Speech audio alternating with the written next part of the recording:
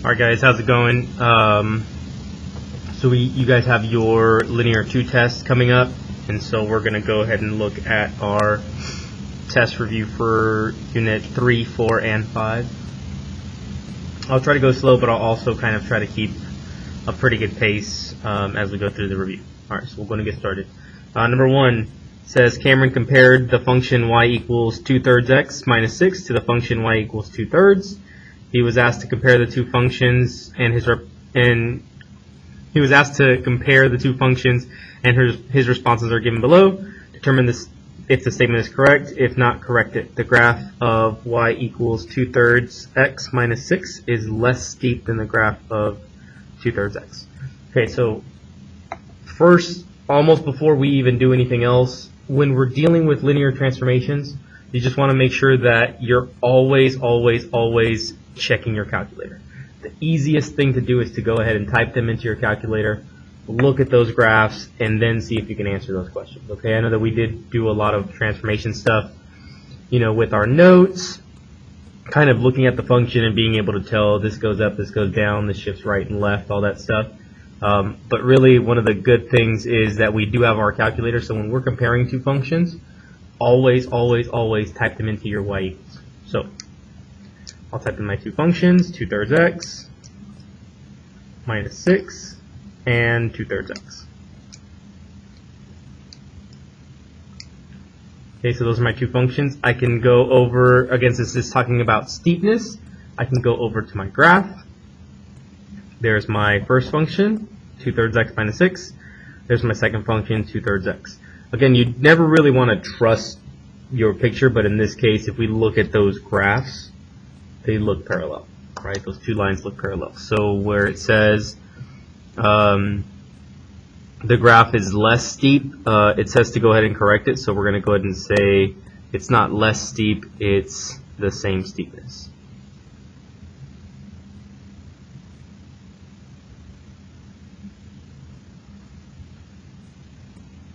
Next, the one says the y-intercept of y equals 2/3 x minus 6 is 6 units lower than the y-intercept of y equals 2/3 x.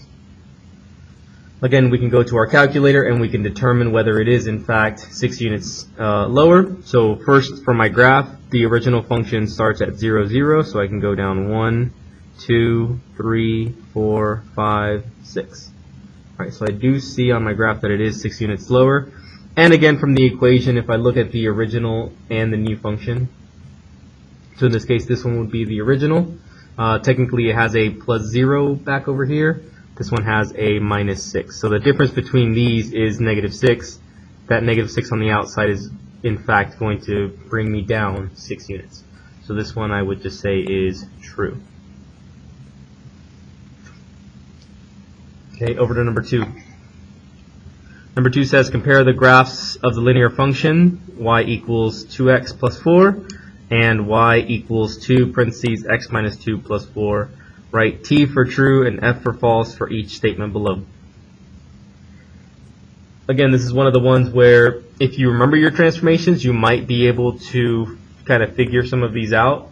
However, some of these you may not be able to figure out just based on your transformations. For example, lines have the same x-intercept, same y-intercept, lines intersect, they're parallel. All these other things, again, it's best if we just go into our calculator, type both of these equations in, and see if we can solve it from there. So we'll go and we type both of these in. 2x plus 4.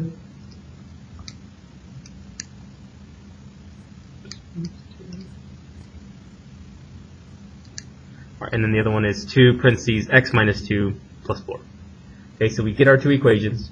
Once again, we go to graph. There's my first function, 2x plus 4, and then this is my other function, 2 parentheses x minus 2 plus 4. Okay, so those are my two functions. Once again, we can go through and we can check and we can see what our transformations are and which one of these is correct. Alright, so the first one says the lines have the same y-intercept. So here is the y-axis, and clearly they don't. One intersects way up here. The other one intersects at 0, 0 at the origin. So this is simply going to be a false. The next one says the function of y y equals 2 parentheses x minus 2 plus 4 is steeper than y equals 2x plus 4. Again, I just simply look at my functions. I look at the steepness of these two lines. They have the same steepness, so this is going to be false. And you notice how little math I'm actually doing with these problems. I simply graph them and then look at them, right? If anything, the math comes from knowing what a y-intercept is, knowing what steeper means, you know, stuff like that. But really, I mean, this should be pretty easy questions on your test. Next one says the lines intersect. Again, I don't see the intersection here on the graph. And in fact, if they are parallel, they will never intersect. So this is going to be false. Number 3 says the lines are parallel. Again, from looking at that as well as from knowing my slope, again, if we look at our equations, this one has a slope of 2, right? And once I distribute, it would become 2x. This one, same thing, has a slope of 2 because, again, the 2 is next to the x. So I can, in fact, tell that this is going to be parallel. Next one says the lines have the same x-intercept. So just the same way that we found our y-intercept. Same way that we found our y-intercept, we can look at our x-intercept. If we look at our graph here, again, if this is my y-intercepts, then going across is my x-intercepts. Again, one's at 0, 0. The other one looks like it's at negative 2. So this one is also going to be false. And then finally, the lines are equally steep. Again, this comes from also parallel. If they're parallel, that means that they have also equal steepness. So this is also going to be true. Right? So like I said, you see that I did very, very little math there. All the math comes just from knowing your vocabulary. Okay, we jump down to number 3. Number 3 says compare the graphs of the linear function and y1 equal to 1/3 x plus 3 and y2 equals 3x minus 18. Write T for true and F for false for each statement below. If false, correct the statement. So again, this time they want me to go through and they want me to correct the statement. This is the only difference between number 3 and number 4. Okay, so first question, and once again, before I even start answering my questions, let me go in and graph both of my equations. Okay, so we have 1/3 x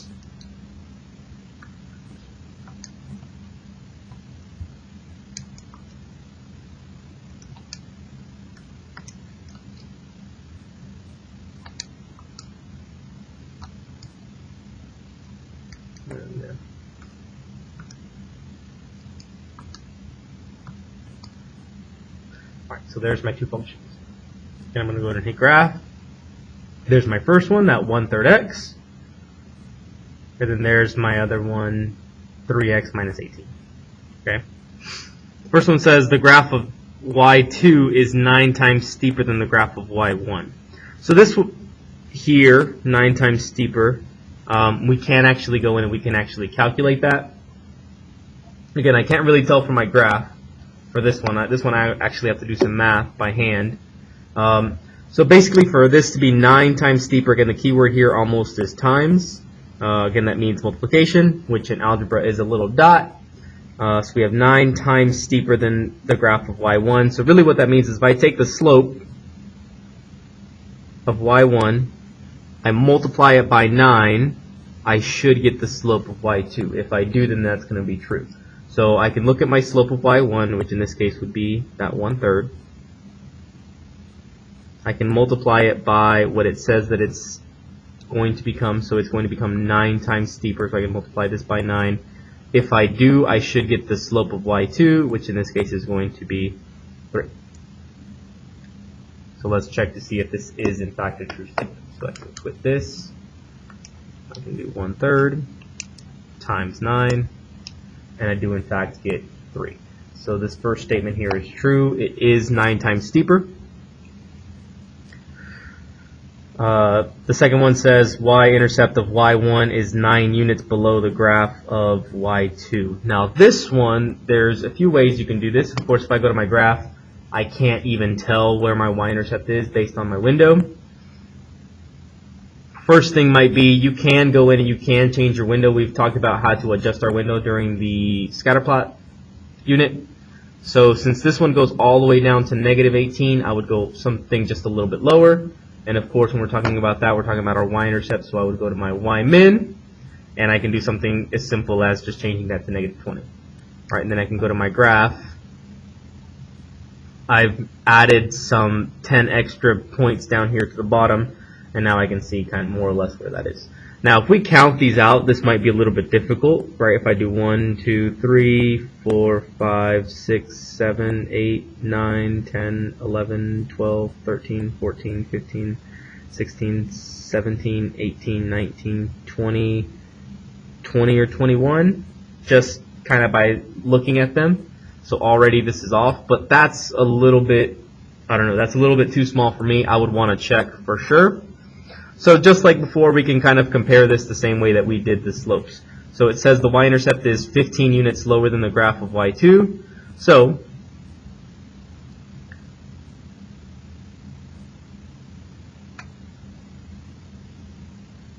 and already this doesn't make any sense because it says y1, which would be this one, which has a y-intercept of 3, is 15 units below the graph of y2, which is that one. And already that's not true because I cannot, plus 3 would be above 18, right? So, but we can actually go ahead and check what their difference would be. So I can do the 3 for my y-intercept here of y1 plus the intercept of my other one, which in this case is negative 18. I add those two intercepts together. Or sorry, I subtract the two intercepts together. So 3 minus negative 18, and that'll give me the difference between those two. So again, on my calculator, we would do 3 minus negative 18. That tells me that those are 21 units apart. So just kind of from looking at these and trying to count these out, we more or less got it right. It is going to be about 21 units apart. So to fix this one, it would be the y-intercept of y1 is 21 units above the graph of y2. So this one is going to be false. And then finally it says the x-intercepts of the graphs are different. I would agree with that. Right, my first y-intercept is somewhere off over here. Or sorry, x-intercept, and then my second x-intercept is somewhere off over there. I agree that those are different. Okay, click forward, flip over to the next page. Number 4.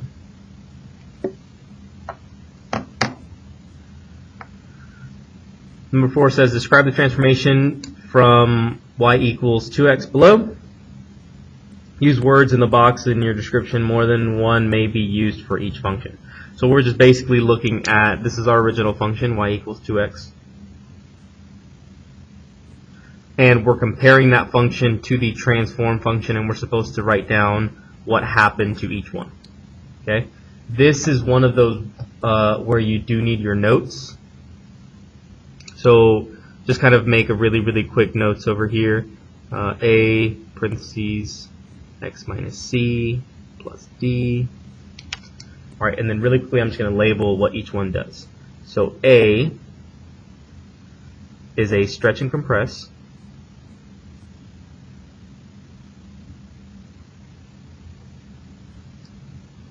C is again on the inside, so it's going to be opposite, but this is going to be right and left.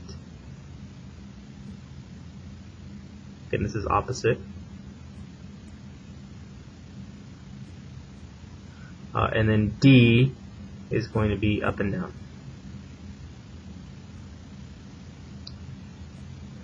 Okay, so again, those are just kind of quick notes. And really for the test, these are the big ones that you need to know. Again, we don't really focus too much on B in Algebra 1. At least for the linear functions, we don't. Alright, so again, comparing these two, one of the easier things to do would be to graph it. So again, we can go y equals, we can have 2x and 10x. Let's go to graph. There's my first function. There's my second function. I can see that it didn't didn't shift right, didn't shift left. It started at 0, 0. It's still going through 0, 0. So it didn't shift up and down or left and right. All it did is just get steep. So this we would just call a vertical stretch.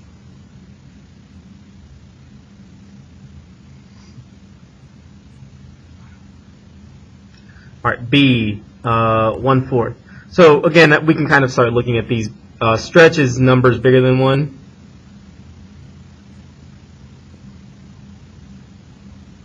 It's not going to fit on there. Bigger than 1.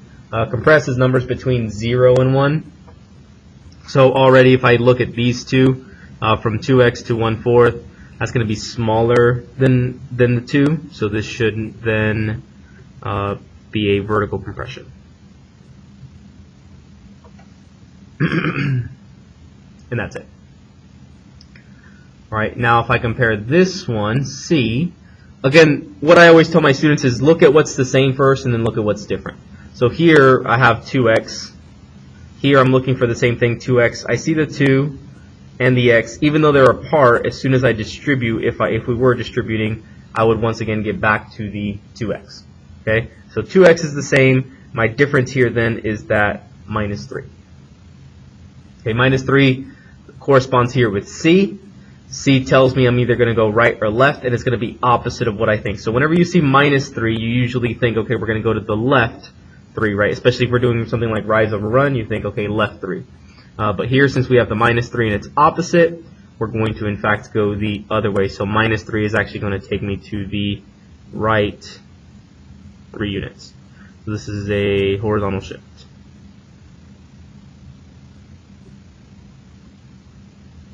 Horizontal shift to the right.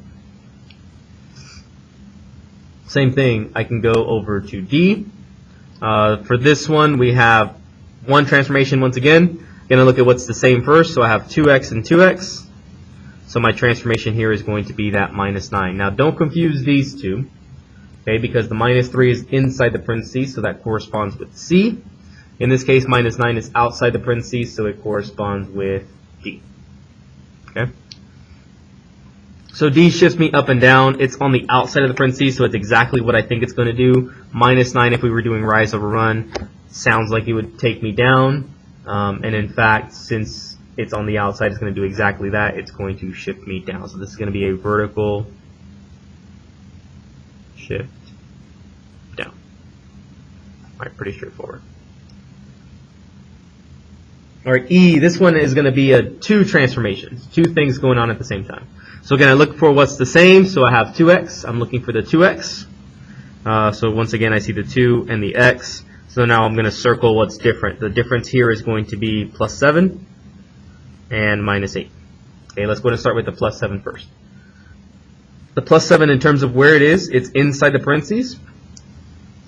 So once again, it's going to correspond with that C value.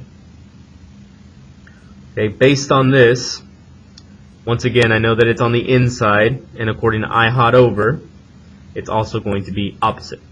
So it's on the inside, it's a plus 7, so it sounds like I'm going to be going to the right, but again, I have to think opposite, so instead I'm going to go to the left. So this is going to be a vertical shift, or sorry, horizontal shift left.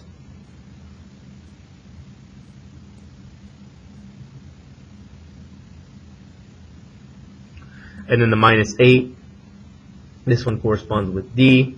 D is up and down, and this one's exactly what I think it's going to be, so this one is going to shift me down. Minus 8 shifts you down, so this is going to be a vertical shift down.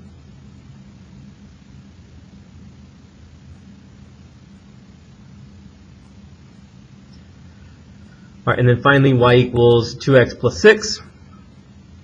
Again, I look for what's the same, so we started with 2x. There it is, 2x. My difference then is going to be that plus 6. From here, again, that plus 6, I would go in and I would look to see which letter it corresponds with. So in this case, once again, it corresponds with D. Plus 6 is going to shift me up.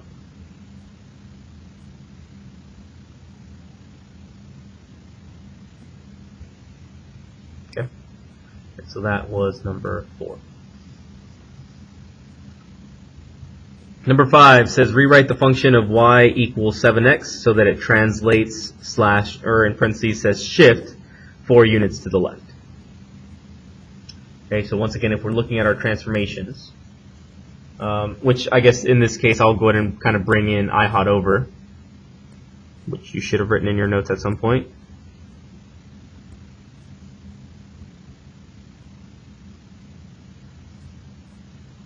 IHOT is inside,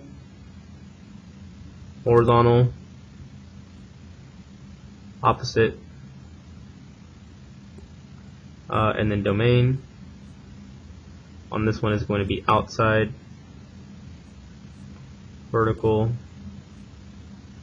exactly, and range. Alright, so it's asking me to shift to the left.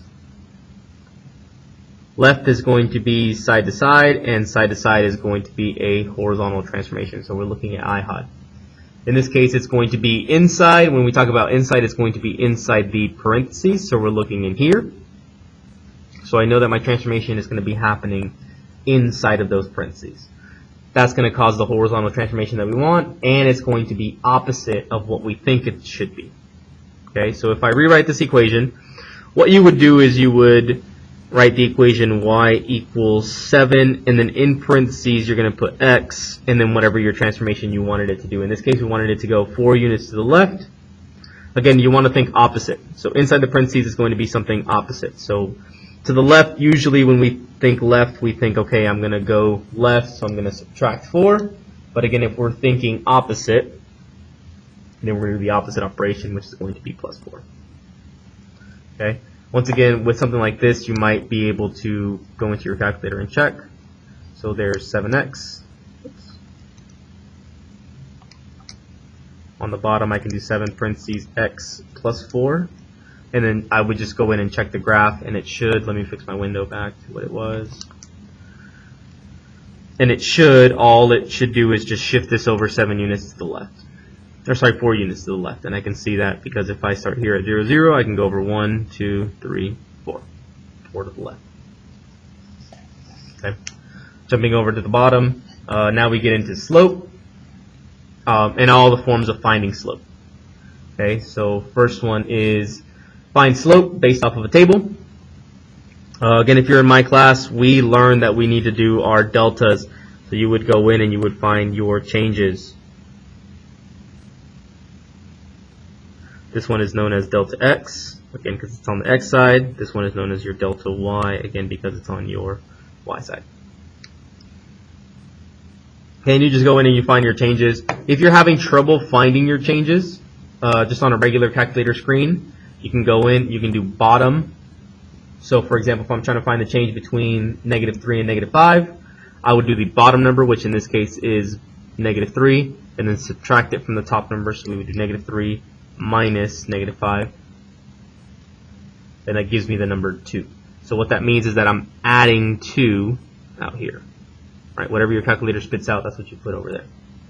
Again, I can check this by doing the top number, -5 plus 2, and I should get to that other number of -3. Right, we can go through and we can do that for all of these. This would be another +2. This would be another +2. On the other side, same thing. If I'm looking for the difference between 0 and 6, I would do 0 minus 6, which gives me -6. Alright, so again on this side, same thing. It's -6, 0 to -6 is -6, and then -6 to -12 is -6. Alright, so I have all of my transformations, or all of my changes, and then from there to find slope, I would do delta y over delta x.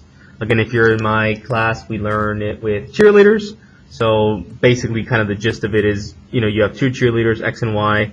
X has 2 feet on the ground, so that's who you want on the bottom, right? If you're making a pyramid, you want the person that has both feet on the ground and not the Y that just has 1 foot on the ground. Okay, so we need to make sure that our X is on the bottom. My X in this case is 2, and my Y is -6.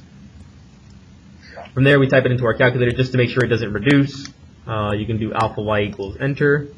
-6 over 2. I just hit enter just to see if it reduces, and in fact it does. It gives me -3.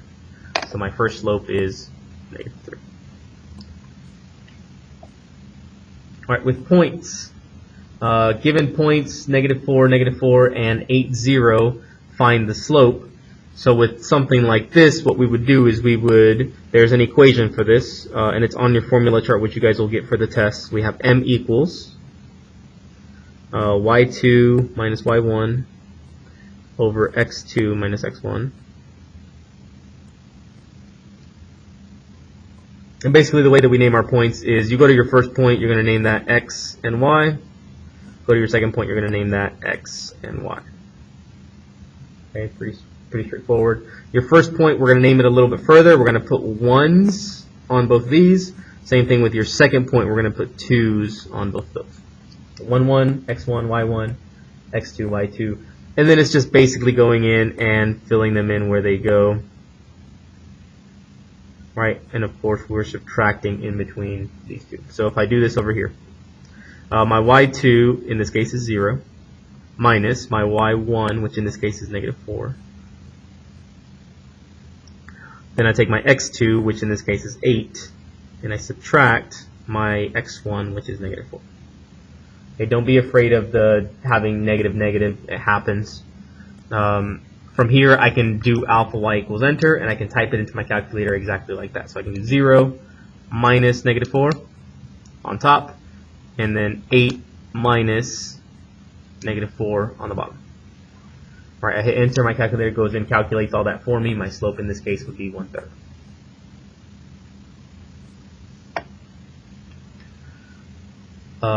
Number 8 says, given the points negative 5, 7, and x-intercept of 9, 0, again, what is the slope?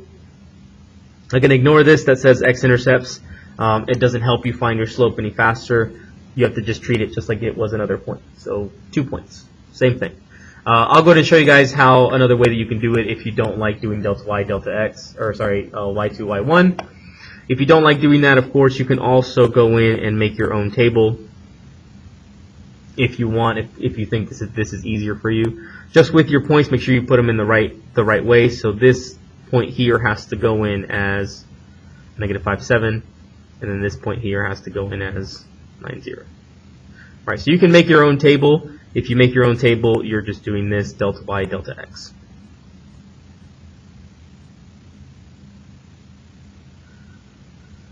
Right, so again, same thing. If you're going to do that, that would be 9 bottom minus top. So 9 minus negative 5, which is going to give me 14. And then bottom minus top over here, 0 minus 7, which is going to give me negative 7. Then I once again do my cheerleaders, delta y over delta x. My delta x in this case is positive 14. My delta y is negative 7.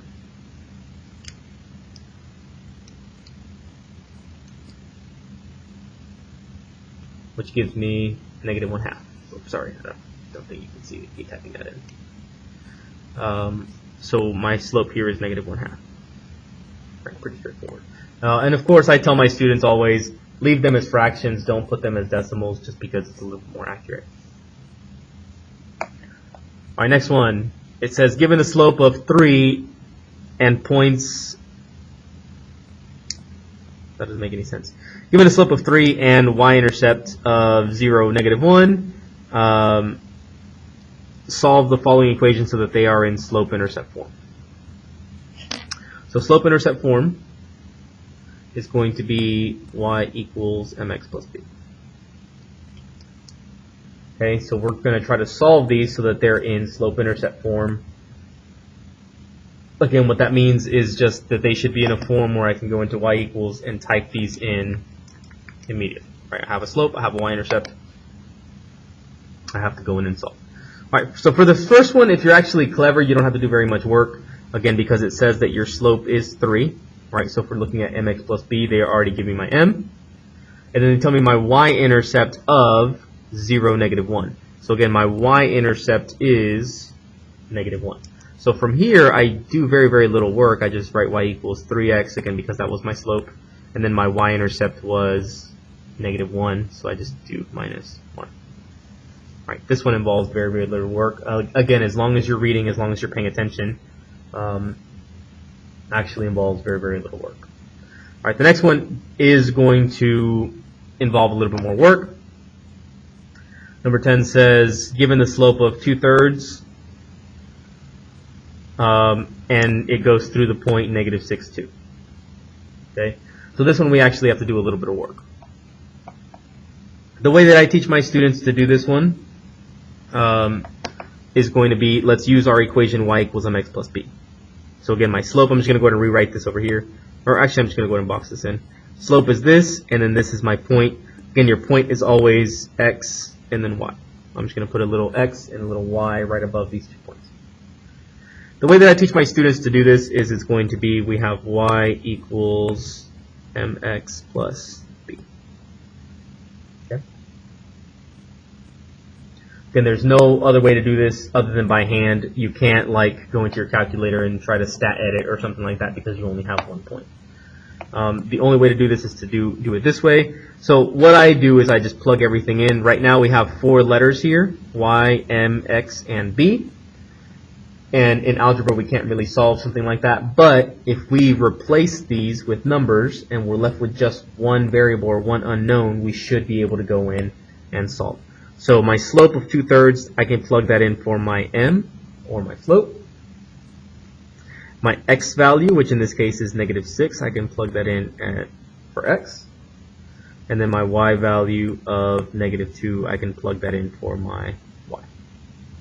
Okay, so if I do that, I should only have the b left over, and then it's just a 2-step to solve, and then we find our b and we can write our equation. So I'm going to go ahead and kind of scoot over to the side over here. I'm going to write it all in. So my y is going to be -2 equal to my slope, which was 2/3. In parentheses, I'm going to put in my x. My x was -6.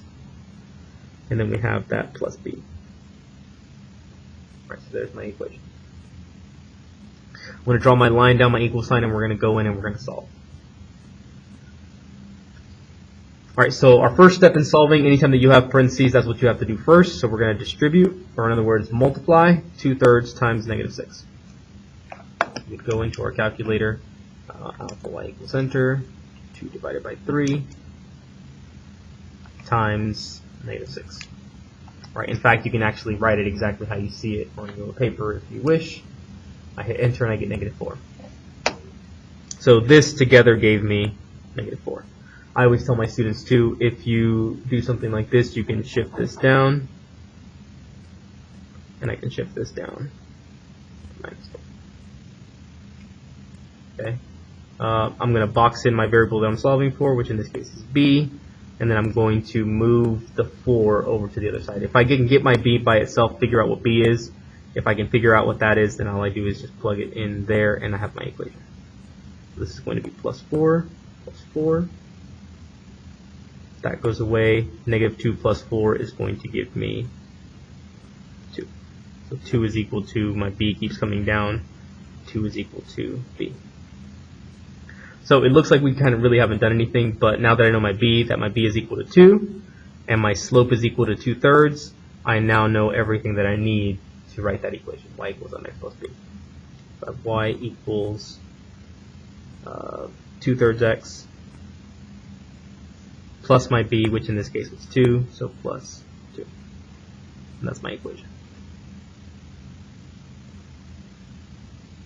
Alright, I will continue. I'll do the rest of these in the next video, 11 through 18 in the next video. So stay tuned.